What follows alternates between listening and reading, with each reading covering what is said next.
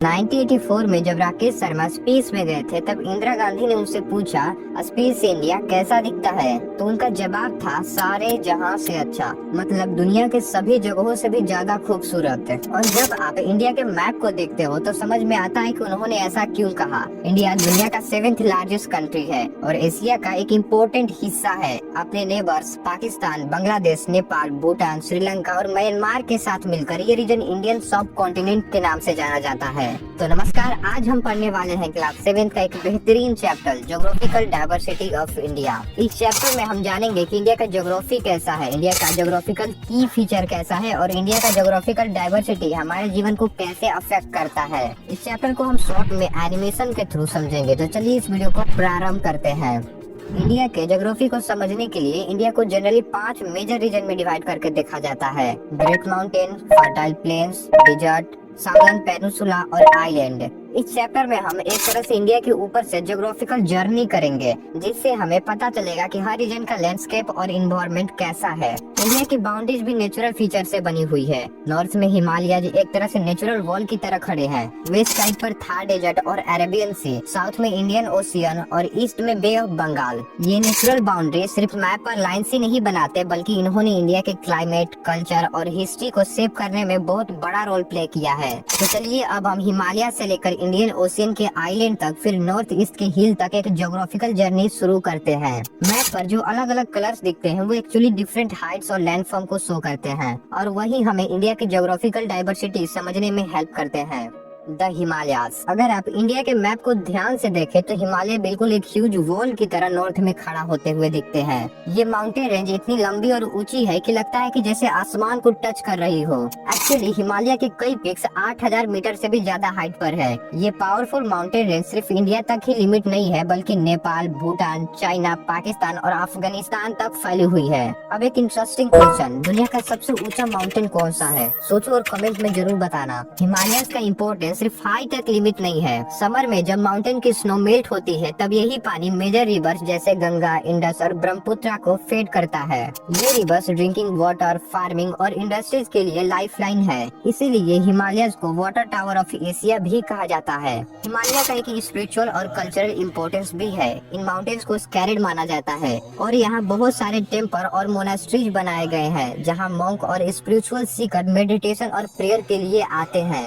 और एक interesting fact, Bhagirathi river जो गंगा की एक मेजर ट्रिब्यूटरी है, वो गौमुख ग्लेशियर उत्तराखंड से ओरिजिनेट होती है। गौमुख एक्चुअली गंगोत्री ग्लेशियर का एक एज है, जो इंडियन हिमालय के सबसे बड़े ग्लेशियर में से एक है। ये प्लेस पिलग्रिम के लिए स्कैरेड है और ट्रेकर्स के लिए भी एक पॉपुलर डेस्टिनेशन है।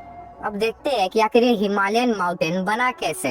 बहुत टाइम पहले इंडिया एक अलग कॉन्टिनेंट नहीं था। ये एक ह्यूज लैंड मास का पार्ट था जिसे गोंडवाना कहा जाता था और उस वक्त अफ्रीका बगल में ही था। फिर धीरे धीरे इंडिया का लैंड मास टूटकर नॉर्थ की तरफ मूव करने लगा। लगभग 50 मिलियन साल पहले इंडिया जाकर यूरेशिया कॉन्टिनेंट से टकरा गया। जब ये कोलिजन हुआ तो बीच की जमीन फोल्ड होकर ऊपर उठने लगी, बिल्कुल उस कारपेट की तरह जिसे आप जब पुश करते हैं तो वो रिंकल्ड हो जाती है। इसी प्रोसेस से हिमालयन माउंटेन का फॉर्मेशन हुआ और सबसे अमेजिंग बात, ये प्रोसेस आज भी चल रहा है। इंडिया का लैंड मास अभी भी एशिया की तरफ हर साल लगभग 5 सेंटीमीटर मूव कर रहा है। इसी वजह से हिमालय हर साल थोड़ा थोड़ा और ऊंचा हो रहा है, लगभग 5 मिलीमीटर पर ईयर।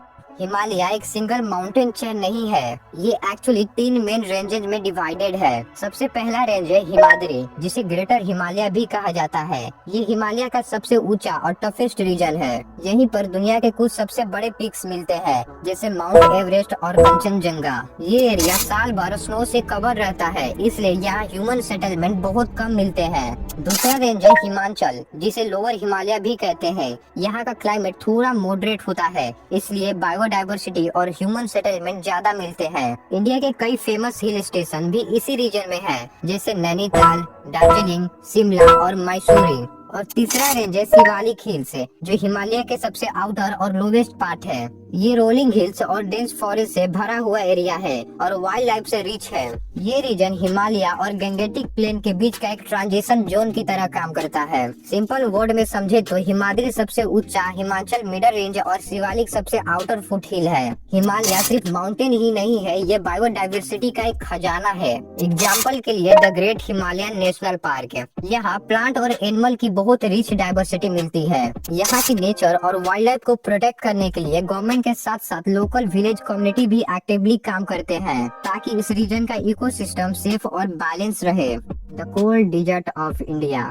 जब हम डिजर्ट सब सुनते हैं तो यूजुअली दिमाग में एक बहुत गर्म और सैंडी प्लेस आता है, लेकिन इंटरेस्टिंग बात यह है कि डिजर्ट सिर्फ हॉट नहीं होते, कोल्ड डिजर्ट भी होते हैं। और इंडिया में भी एक कोल्ड डिजर्ट है लद्दाख। लद्दाख में विंटर के दौरान टेम्परेचर -30 डिग्री से भी नीचे चला जाता है। यहाँ रेनफॉल बहुत कम होती है और लैंडस्केप काफी रफ होता है। रॉकी माउंटेन, डीप वैलीज और ब्यूटीफुल लेक जैसे पंगोंग सो लद्दाख की खूबसूरती में चार चांद लगा देते हैं। इस रीजन का टेरेन इतना यूनिक है कि ये मून जैसा लगता है, इसीलिए इसे मूनलैंड भी कहा जाता है। जियोलॉजिस्ट के अकॉर्डिंग ये लैंडस्केप तब बना जब इंडियन लैंडमास यूरेशिया से कोलाइड हुआ, जिससे माउंटेन फोल्ड हो गए। पहले ये एरिया ओशियन का हिस्सा था, इसीलिए यहाँ के रॉक्स मोस्टली सैंड और क्ले से बने हुए हैं। विंड और रेन ने मिलियंस ऑफ ईयर में इन माउंटेन्स को एरोड कर कर आज का शेप दिया है। इतनी टफ कंडीशन के बावजूद लद्दाख में यूनिक वाइल्ड लाइफ मिलता है, जैसे स्नो लिपर्ड, आइबेक्स और तिब्बतियन एंटेलोप। यहाँ के लोग सिंपल लाइफ जीते हैं और ये रीजन अपने एंशिएंट मोनास्ट्रीज और कलरफुल फेस्टिवल जैसे लोसार और हेमिस फेस्टिवल के लिए काफी फेमस है। The Gangetic planes. अगर हम हिमालय से थोड़ा साउथ की तरफ मूव करें तो हम पहुंचते हैं गंगेटिक प्लेन्स में, जो इंडिया के सबसे वास्ट और फर्टाइल रीजन में से एक है।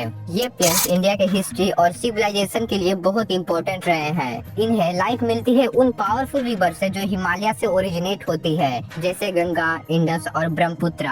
इन रिवर्स और उनके ट्रिब्यूटरीज के साथ जो मिनरल्स आते हैं वो सॉइल को बहुत फर्टाइल बना देते हैं, जिसकी वजह से यहाँ एग्रीकल्चर बहुत प्रोडक्टिव होती है। ये रिवर सिर्फ फार्मिंग के लिए ही इम्पोर्टेंट नहीं है, बल्कि इलेक्ट्रिसिटी जनरेशन और वाटर सप्लाई के लिए भी काफी यूजफुल है। इसीलिए इंडिया की बहुत बड़ी पॉपुलेशन इन प्लेन्स में रहती है। और क्योंकि ये रीजन फ्लैट लैंड से बना हुआ है, यहाँ रोड और रेलवे का स्ट्रॉन्ग ट्रांसपोर्टेशन नेटवर्क डेवलप हो पाया है। इससे लोगों और गुड्स का मूवमेंट लॉन्ग डिस्टेंसेस तक आसान हो जाता है। हिस्ट्री में भी गंगा और ब्रह्मपुत्र जैसे रिवर ट्रेवल और ट्रेड के लिए यूज किए जाते थे, जो इंडियन सिविलाइजेशन को ग्रो करने में हेल्प करते रहे। द ग्रेट इंडियन डेजर्ट और थार डेजर्ट। जब हम इंडिया के मैप पर वेस्ट की तरफ मूव करते हैं तो एक येलोइश रीजन नजर आता है। ये है ग्रेट इंडियन डेजर्ट, जिसे थार डेजर्ट भी कहा जाता है। यहाँ का लैंडस्केप काफी यूनिक होता है। Golden sand dunes, rough terrain और वाइड ओपन स्काई। ये सैंड ड्यून विंड के मूवमेंट से बनते हैं। हवा इनको शेप कर कर हिल लाइक फॉर्मेशन बना देती है। कभी कभी ये ड्यून्स 150 मीटर तक ऊंचे हो सकते हैं। थार डेजर्ट एक वास्ट एरिड रीजन है, जो मेनली राजस्थान, गुजरात, पंजाब और हरियाणा तक फैला हुआ है।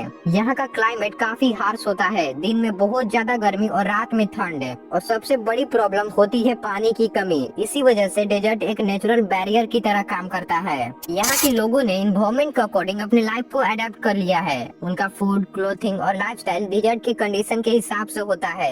क्योंकि यहाँ पर पानी की बहुत कमी होती है, तो लोग उसका बहुत केयरफुली यूज करते हैं। कई बार महिलाओं को दूर दूर तक चलकर पानी लाना पड़ता है। बर्तन साफ करने के लिए पहले उसे सैंड से स्क्रब किया जाता है और फिर थोड़ा सा पानी रिझने के लिए यूज होता है और वो पानी भी रीयूज किया जाता है।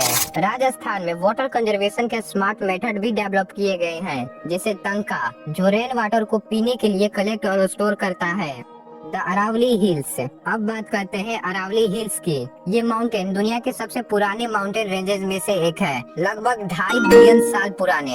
अरावली रेंज में बहुत सारे पिक्स हैं। इसका हाईएस्ट पिक माउंट अबू है, जो लगभग 1700 मीटर से ज्यादा हाइट पर है, लेकिन ज्यादातर हिल्स 300 से 900 मीटर के बीच होती है। इंटरेस्टिंग बात यह है कि अगर आप माउंट अबू से जोधपुर तक ड्राइव करें तो सिर्फ कुछ घंटों में आप एक completely different geography Thar desert में पहुंच जाएंगे। Aravalli hills north western India के ज्योग्राफी और क्लाइमेट को शेप करने में बहुत इंपॉर्टेंट रोल प्ले करती है। ये एक नेचुरल बैरियर की तरह काम करती है जो थार डेजर्ट को ईस्ट की तरफ एक्सपेंड होने से रोकता है। ये रीजन मिनरल्स जैसे मार्बल, ग्रेनाइट, जिंक और कॉपर से काफी भरपूर है। इसी वजह से यहाँ माइनिंग और कंस्ट्रक्शन एक्टिविटीज सैकड़ों सालों से होती आ रही है। जवार की एंशिएंट माइन से एविडेंस मिलता है कि 800 साल पहले इंडियन जिंक एक्सट्रैक्शन की टेक्निक मास्टर कर चुके थे। अरावली रीजन हिस्टोरिकल इम्पोर्टेंस भी रखता है क्योंकि यहाँ कई फेमस फोर्ट जैसे चित्तौड़गढ़ फोर्ट, कुंभलगढ़ फोर्ट और रणथंभौर फोर्ट लोकेटेड है। ये फोर्ट इंडिया की रिच हिस्ट्री और आर्किटेक्चर को रिप्रेजेंट करते हैं।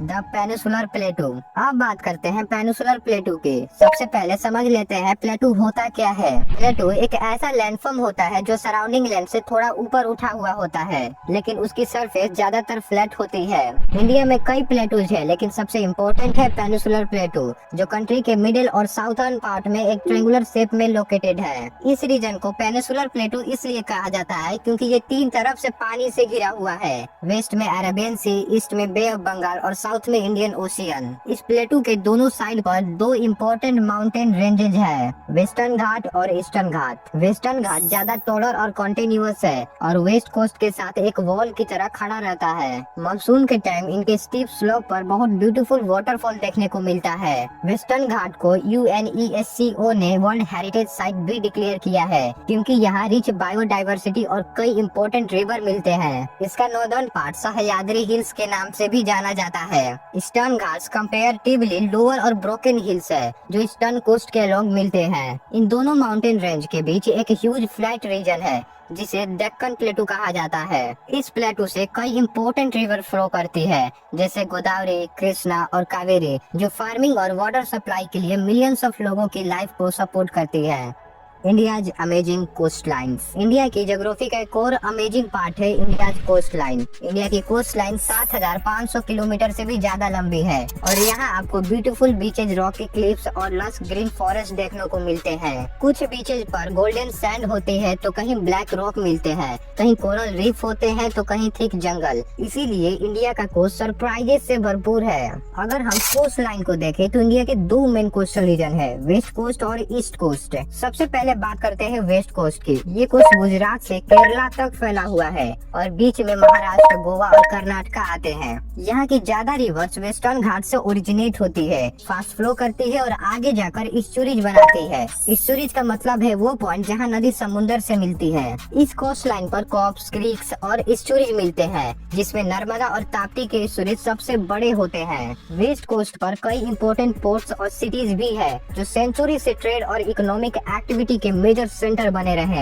अब बात करते हैं ईस्ट कोस्ट की। ये कोस्ट ईस्टर्न घाट और बे ऑफ बंगाल के बीच में है और गंगा डेल्टा से कन्याकुमारी तक फैला हुआ है। यहाँ का रीजन वाइड प्लेन्स और लार्ज रिवर डेल्टा के लिए फेमस है। इम्पोर्टेंट रिवर जैसे महानदी, गोदावरी, कृष्णा और कावेरी यहीं पर अपना फर्टाइल डेल्टाज बनाती है। इस कोस्ट पर चिल्का लेक और पुलिकट लेक जैसे इम्पोर्टेंट लगून्स भी मिलते हैं। डेल्टा एक्चुअली एक ट्रायंगुलर लैंडफॉर्म होता है जो रिवर के माउथ पर बनता है। जब रिवर्स अपने साथ लाई हुई सेडिमेंट डिपॉजिट करती है, टाइम के साथ ये सेडिमेंट बिल्डअप होकर फर्टाइल लैंड बना देते हैं, जिस वजह से ईस्ट कोस्ट के डेल्टा फार्मिंग के लिए आइडियल होते हैं। Indian islands. इंडिया की ज्योग्राफी का एक इंटरेस्टिंग पार्ट है इंडियन आइलैंड। ये आइलैंड इंडियन ओशियन, अरेबियन सी और बे ऑफ बंगाल में स्कैटर्ड है और इंडिया के टेरिटरी का हिस्सा है। इंडिया के दो मेन आइलैंड ग्रुप्स है, लक्षद्वीप और अंडमान एंड निकोबार आइलैंड्स। इन आइलैंड पर unique wild life, beautiful beaches, coral reefs और वोल्केनो मिलते हैं। साथ ही कई एंशिएंट ट्राइब हजारों सालों से यहाँ रहते आ रहे हैं। सबसे पहले बात करते हैं लक्षद्वीप आइलैंड की।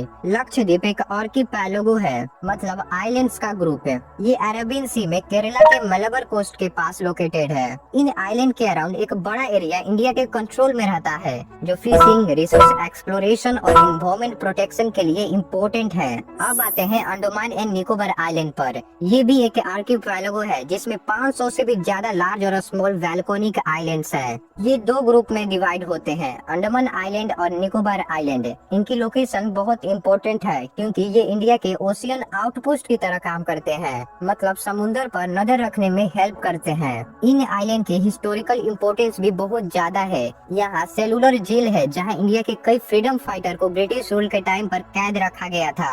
आज ये जेल एक हिस्टोरिक मेमोरियल के रूप में प्रिजर्व की गई है जो हमें फ्रीडम फाइटर्स के बलिदानों का याद दिलाती है। और अंडमान एंड निकोबार का एक बैरन आइलैंड जहाँ इंडिया का एक लौता एक्टिव वोल्केनो है। The delta in the West Bengal and the Sundarban. जब हम बे ऑफ बंगाल के थ्रू आइलैंड से वापस ईस्टर्न इंडिया की तरफ आते हैं तो एक बहुत यूनिक रीजन मिलता है, सुंदरबन। सुंदरबन एक्चुअली गंगा और ब्रह्मपुत्र रिवर के डेल्टा में लोकेटेड है। यहाँ रिवर, सी और लैंड का एक रेयर कॉम्बिनेशन देखने को मिलता है। ये रीजन इतना वास्ट है कि इसका लगभग आधा हिस्सा इंडिया में और आधा हिस्सा बांग्लादेश में लोकेटेड है। इसकी इकोलॉजिकल इम्पोर्टेंस की वजह से इसे UNESCO ने वर्ल्ड हेरिटेज साइट डिक्लेयर किया है। सुंदरबन डेंस मैंग्रोव फॉरेस्ट के लिए फेमस है और यहाँ कई रेयर स्पीसीज मिलती है, जिसमें सबसे फेमस है royal Bengal tiger. The hills of the north east. अब हम अपनी जर्नी का last region north east India की हिल्स को देखेंगे। मैप पर अगर आप ध्यान से देखो तो गारो, खासी और जैंतिया हिल्स नजर आएंगे। ये हिल्स मेघालय प्लेटू के पार्ट्स हैं और अपनी लश ग्रीनरी, हैवी रेनफॉल और स्टनिंग वाटरफॉल्स के लिए फेमस है। एक्चुअली ये रीजन दुनिया के सबसे ज्यादा रेनफॉल वाले एरियाज में से एक है। इसी वजह से यहाँ dense forest, unique wild life और फर्टाइल लैंड मिलता है जो नेचर लवर के लिए एक पैराडाइज यानी स्वर्ग जैसा लगता है। और एक ऐसा ही एग्जांपल है मोलेनोंग विलेज, जो एशिया का क्लीनेस्ट विलेज माना जाता है। ये विलेज अपनी क्लीनेस, बैम्बू डस्टबिन और इको फ्रेंडली लाइफस्टाइल के लिए फेमस है। यहाँ की एक और यूनिक चीज है लिविंग रूट ब्रिजेज। ये ब्रिज पेड़ की जड़ों को सालों तक बुन कर नेचुरली बनाए जाते हैं। हमारा चक्कर अब ये